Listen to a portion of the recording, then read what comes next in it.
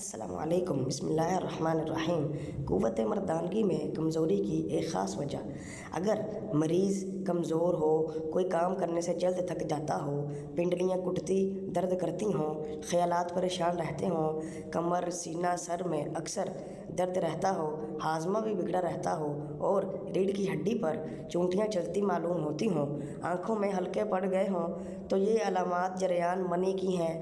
دھات کا پیشاب کے ساتھ ساتھ آتا ہے۔